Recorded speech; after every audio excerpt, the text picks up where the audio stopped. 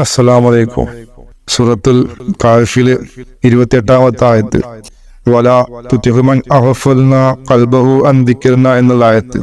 ദിക്ർ നടക്കുന്ന ഹൃദയങ്ങൾ, കൽബുകളല്ലാത്തവരെ നിങ്ങൾ പിന്തുടരാൻ പാടില്ല എന്ന് പറയുമ്പോൾ അത് നമ്മൾ മനസ്സിലാക്കേണ്ട രീതിയിൽ മനസ്സിലാക്കിയില്ല എങ്കിൽ നമുക്ക് കിട്ടുന്ന സമ്മാനം എന്തായിരിക്കും? വഴികേടുന്നുള്ള സമ്മാനമായിരിക്കും. മനസ്സിലാക്കിയ ഹിദായത്ത്. ഈ നിങ്ങൾ പറയാണ് ഈ ആയത്തിന്റെ അർത്ഥം ഇങ്ങനെയല്ല എന്ന് പറയാം. ശരിക്കും ഞാൻ മനസ്സിലാക്കിയ പ്രകാരം റസൂലുള്ളാഹി സ്വല്ലല്ലാഹു അലൈഹി വസല്ലം തന്നെയാണ് അതിന്റെ ആദ്യത്തെ തഫ്സീർ എഴുതിയത്, പറഞ്ഞു തന്നത്. ആ തഫ്സീർ മനസ്സിലായിട്ടില്ല മൂലക്കന്മാർക്ക്, ഈ ആയത്ത് മനസ്സിലായിട്ടില്ല. അതിന്റെ തഫ്സീർ എന്താണ്? അവര് രണ്ടും ഉദ്ധരിക്കുന്നുണ്ട്. അവർക്ക് അവരെ കണ്ണിൽ പെടാത്ത ഹദീസ് എന്നുള്ളത്. ഇതിന് റെഫറൻസ് ആവശ്യമില്ല. ആവശ്യമുള്ളവർക്ക് ഇൻഷാ അല്ലാഹ് എത്തിക്കാനും ബുദ്ധിമുട്ടില്ല. റസൂലുള്ളാഹി സ്വല്ലല്ലാഹു അലൈഹി വസല്ലമയോട് സഹാബത്ത് വന്ന് ചോദിക്കുന്നുണ്ട്, യാ റസൂലല്ലാഹ്, അള്ളാഹുവിന്റെ ഔലിയാക്കൾ എന്ന് പറഞ്ഞ ആരാന്ന് ചോദിക്കുന്നുണ്ട്. റസൂലുള്ളാഹി പറയുന്നുണ്ട്, ആരെ കാണുമ്പോഴാണോ നിങ്ങൾക്ക് അള്ളാഹുവിനെ ഓർമ്മ വരുന്നത് അവരാണ് അള്ളാഹുവിന്റെ ഔലിയാക്കൾ എന്നുള്ളത്. ഇപ്രകാരം നമ്മൾ മനസ്സിലാക്കി കഴിഞ്ഞു കഴിഞ്ഞാൽ എന്ത് സംഭവിക്കും? എല്ലാവർക്കും ഒരേപോലെ അല്ല അനുഭവപ്പെടുക. നമുക്ക് നമ്മളെ നേതാക്കന്മാർ വലിയ നേതാക്കന്മാരാണ്, മഹാന്മാരാണ്. അതിന്റെ പേരിൽ അവരെ കാണുന്ന സമയത്ത് നമ്മൾ ദുന്യവിയായ കാര്യം ചിന്തിക്കൂല, അള്ളാഹുവിന് തന്നെ ഓർമ്മ വരുന്നത്. അപ്പൊ നമുക്ക് ഈ ഒരു ഹദീസിന്റെ അടിസ്ഥാനത്തിൽ അവരാരാണ്? ഔലിയാക്കളാണ്. എന്നാൽ മുജാഹിദീങ്ങളായ ആളുകളുടെ കേസിൽ ഇങ്ങനെ സംഭവിക്കുന്നില്ല. അവർക്ക് നമ്മളെ നേതാവിനെ കാണുമ്പോൾ വെറുപ്പാണ് വരുന്നത്. അവരുടെ നേതാവിനെ കാണുമ്പോൾ അവർക്ക് അള്ളാഹുവിനെ ഓർമ്മ വരും. അങ്ങനെ ഓരോ വിഭാഗത്തിനും അവരവരുടെ നേതാക്കന്മാരെ കാണുമ്പോഴാണ് അള്ളാഹുവിനെ ഓർമ്മ വരുന്നത്. അങ്ങനെയാകുമ്പോൾ എല്ലാവരും ഔലിയാക്കളാണ്. ഇനി നാളെ ഒരു പക്ഷേ ദജ്ജാൽ വരുന്ന സമയത്ത് ദജ്ജാലിനെ പോയിട്ട് 70,000 പണ്ഡിതന്മാർ പോയി ബൈഅത്ത് ചെയ്യും. അങ്ങനെ ബൈഅത്ത് ചെയ്യാൻ കാരണം എന്താണ്? അവർക്ക് അള്ളാഹുവിനെ ഓർമ്മ വരുന്നത് ദജ്ജാലിനെ കാണുമ്പോഴാണ്. ഇത് എങ്ങനെ ശരിയാവും? നമ്മളെന്താ ലോജിക്ക് ചിന്തിക്കാത്തത്?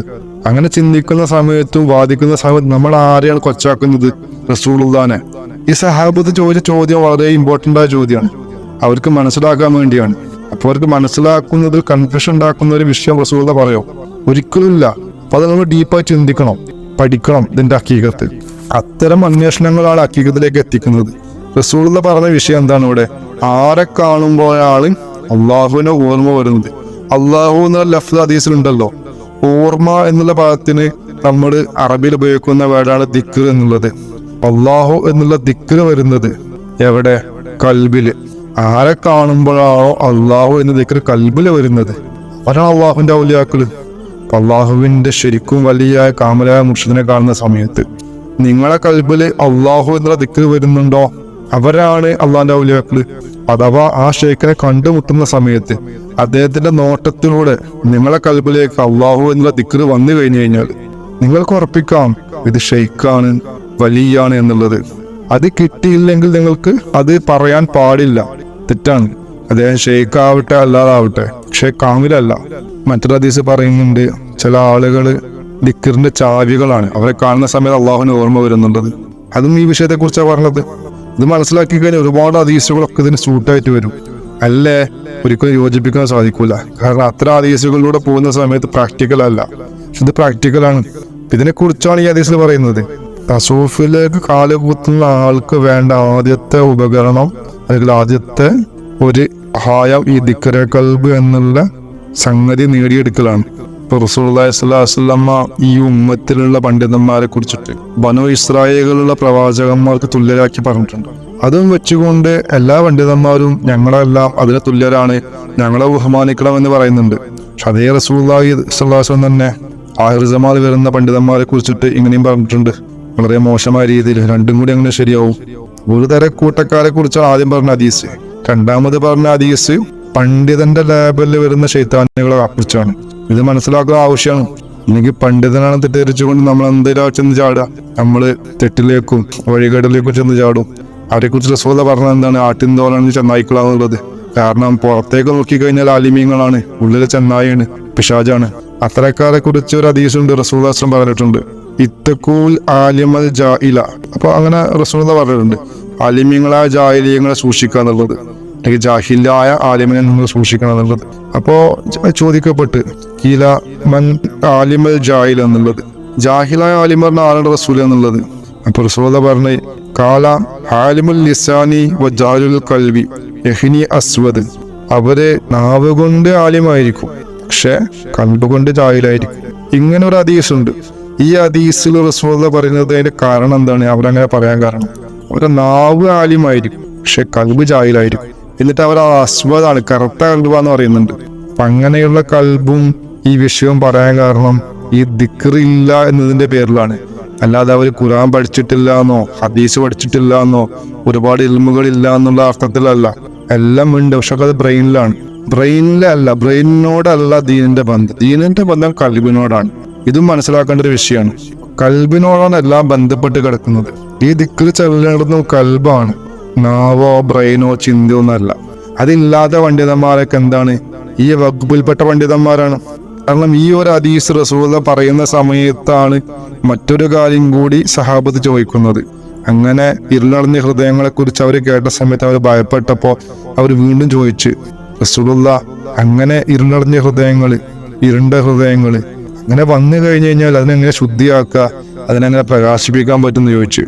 ആ സമയത്ത് റസൂലുള്ളാഹി സ്വല്ലല്ലാഹു അലൈഹി വസല്ലം പറഞ്ഞ ഹദീസാണ്, എല്ലാ വസ്തുക്കൾക്കും അതിന് വൃത്തിയാക്കാനുള്ള ഒരു വസ്തു ഉണ്ടായിരിക്കും. തീർച്ചയായിട്ടും കൽബിനെ വൃത്തിയാക്കാനുള്ള വസ്തു എന്താണ്? അള്ളാഹുവിന്റെ ദിക്റാണുള്ളത്. ലികുല്ലി ഷൈഇൻ സിഖാല വഇന്ന സിഖാലത്തുൽ ഖുലൂബി ദിക്ർ അല്ലാഹ് എന്ന് പറയാൻ കാരണം, അങ്ങനെ അത് കേട്ട സമയത്ത് ആ സഹാബത്ത് എന്ത് ചെയ്ത് മനസ്സിലാക്കി, ദിക്റിനെ കൊണ്ടാണ് കൽബ് ശുദ്ധിയാക്കാൻ പറ്റുക എന്നുള്ളത്. അപ്പൊ ഇത് രണ്ട് രീതിയിൽ മനസ്സിലാക്കാൻ പറ്റും. ചില ആളുകൾ ദിക്റാണ് കൽബിനെ ശുദ്ധിയാക്കാന്ന് പറയുമ്പോൾ കൽബ് ശുദ്ധിയാക്കാൻ വേണ്ടിക്കാണ്ട് അവര് നിരന്തരം വരുന്ന ദിക്റുകളും ആവുകൊണ്ട്, അതുകൊണ്ട് എന്ത് കാര്യം, 1000 കൊല്ലം ഇത് ചൊല്ലിയാലും കൽബ് ശുദ്ധിയാവൂല. കാരണം അള്ളാഹു എന്നുള്ള നാമമാണ് ദിക്ർ. അത് കൽബിലല്ല നടക്കുന്നത് എവിടെയാണ്? നാവിലാണ്. ഒരുപക്ഷെ നാവ് ശുദ്ധി ആയേക്കാം, പക്ഷെ കൽബ് ശുദ്ധിയാണ്, കൽബിൽ ചെല്ലണം. കാരണം കയ്യിൽ ചളി വന്നു കഴിഞ്ഞാൽ കാല് കഴുകിയിട്ട് കാര്യമില്ലല്ലോ. കാലില് ചളിയായ കൈ കഴുകിയിട്ടും കാര്യമില്ല. ഇത് മനസ്സിലാക്കുന്ന വ്യക്തിക്ക് എന്താ മനസ്സിലാവാത്തത്? റുഹായത്തിനെ കുറിച്ച് ബന്ധമില്ലാത്തതിന്റെ പേരിലാണ്. റസൂൽ പറഞ്ഞ എന്തിനെ കുറിച്ചിട്ടാണ്? നിങ്ങൾ കൽബിലുള്ള ദിക്ർ ചെല്ലണം. അവിടെ പ്രത്യേകമായി കൽബ് എന്ന് പറയേണ്ട ആവശ്യമില്ല. എന്നാൽ അവിടെ കൽബ് എന്നുള്ളത് മുൻകൂട്ടി പറഞ്ഞിട്ടുണ്ട്. ദിക്ർ കൽബിൽ നടക്കേണ്ടത്. അപ്പൊ കൽബിൽ നടക്കുന്ന ദിക്ർ ചൊല്ലി കഴിഞ്ഞു കഴിഞ്ഞാൽ കൽബ് ശുദ്ധിയാവും. അങ്ങനെ കൽബ് ശുദ്ധിയായി കഴിഞ്ഞാൽ അത് ശരിക്കുള്ള പണ്ഡിതനായി മാറും ചെയ്യും, ശരിക്കുള്ള മൂമിനായി മാറും ചെയ്യും. ശരിക്കുള്ള പണ്ഡിതന്റെ കൽബ് എന്തായാൽ മതി? ഹയാത്തായാൽ മതി. നാവ് ഒരു പക്ഷേ സംസാരത്തിൽ കുഴപ്പമുള്ളവനാണെങ്കിലും ഉച്ചാരണത്തിൽ വ്യക്തതയില്ലെങ്കിലും അവനെ കൊണ്ട് യാതൊരു ദോഷവുമില്ല. അവന് ആട്ടിൻതോൽ അണിഞ്ഞിട്ടില്ല. പക്ഷെ മറ്റുള്ളവർ അങ്ങനെയല്ല, ആട്ടിൻതോൽ അണിഞ്ഞിട്ടുണ്ട്. വെള്ള കുപ്പായ ഉണ്ടാവും, താടി ഉണ്ടാവും, തൊപ്പി ഉണ്ടാവും, അക്ഷരസ്ഫുടതയോടുകൂടി സംസാരിക്കുന്ന കഴിവുണ്ടാവും. പക്ഷെ എന്താണ്, ആട്ടിൻതോൽ അണിഞ്ഞ ചെന്നായ്ക്കളാണ്. ഉള്ളിൽ എന്താണ് കറുപ്പാണ്. നേരെ തിരിച്ചായ കുഴപ്പമില്ല. കാരണം അവൻ പുറത്ത് മണ്ടനാണ്, അല്ലെങ്കിൽ വൃത്തിഹീനനാണ്, അല്ലെങ്കിൽ ശുദ്ധി ഇല്ലാത്തവരാണ്, അല്ലെങ്കിൽ നമ്മളെ അസ്ഹാബ് സുഫനെ കുറിച്ച് ആളുകൾ പറയുന്ന രീതിയിലുള്ള ലക്ഷണങ്ങളുള്ളവരാണ്. പക്ഷെ എന്താണ്, കൽബ് മുനവ്വറാണ്. അത്തരക്കാരാണ് ശരിക്കും ആലിമീങ്ങള്. അവരെ കുറിച്ച് ആരും എന്ത് പറയൂല, മോശത്തരം പറയൂല. എന്നാൽ രണ്ടും കൂടി കംപ്ലീറ്റ് ആയി വന്നു കഴിഞ്ഞാൽ ഏറ്റവും പരിപൂർണതയാണ്. ബാഹ്യവും ആന്തരികവും വന്നു കഴിഞ്ഞാൽ പരിപൂർണത തന്നെ. അത്തരക്കാരെ ആളുകൾ അല്ലാഹു തആല ചിലപ്പം ഒരു ഷെയ്ഖായിട്ടോ അല്ലെങ്കിൽ മറ്റുള്ളവർക്ക് ഹിദായത്ത് കൊടുക്കുന്നവർ നിയമിച്ചേക്കാം. എന്നാൽ ബാഹ്യം പരിപൂർണമാക്കിക്കൊണ്ട് അങ്ങനെ ചെയ്യുന്നത് വിരളാണ്. കാരണം എന്താണെന്ന് വെച്ച് കഴിഞ്ഞാല് അത് ശരിക്കും മനുഷ്യന് അത്ര അങ്ങോട്ട് വ്യക്തമാകാൻ പാടില്ല. കാരണം അള്ളാഹുവിന്റെ ലക്ഷ്യം എന്താണ്? മുഅ്മിനീങ്ങൾ മാത്രമാണ് ഇതിലേക്ക് വരേണ്ടതുള്ളൂ. മുനാഫിക്കുകൾ വിട്ടുപോകണം. മുനാഫിക്കുകൾ നോക്കുന്ന ചില വീക്ഷണകോണുകളുണ്ട്. അതിൽ അവർ വഞ്ചിത ആവണം. അതാണ് അള്ളാഹുവിന്റെ ആവശ്യം.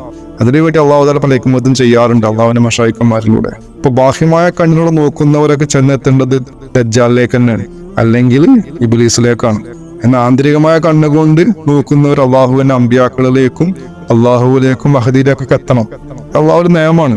അപ്പൊ അവനവന്റെ ചിന്താ രീതികളൊക്കെ മൊത്തം ബാഹ്യമായ നിലക്കാവുകയും അവൻ ആന്തരികമായ കാര്യങ്ങൾ ആഗ്രഹിക്കുകയും ചെയ്തിട്ട് കാര്യമില്ല. അത് കിട്ടൂല. അത് ഓരോ കാര്യത്തിലും പ്രത്യേകം ശ്രദ്ധിക്കേണ്ട വിഷയമാണ്. ഏതൊരു കാര്യം പറയുമ്പോഴും ബാഹ്യതയിലേക്കല്ല നോക്കേണ്ടത്, ആന്തരികതയിലേക്ക് നോക്കണം.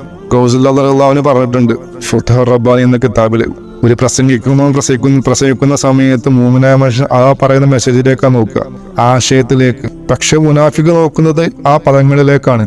എവിടെയാണ് തെറ്റുപറ്റിയത്, ഉച്ചാരണത്തിൽ എന്തൊക്കെ വിഷയങ്ങളുണ്ട് എന്ന രീതിയിലേക്കാണ്. അപ്പൊ ഇത് മനസ്സിലാക്കാത്തവര് ഇതിൽ ചെന്ന് ചാടും.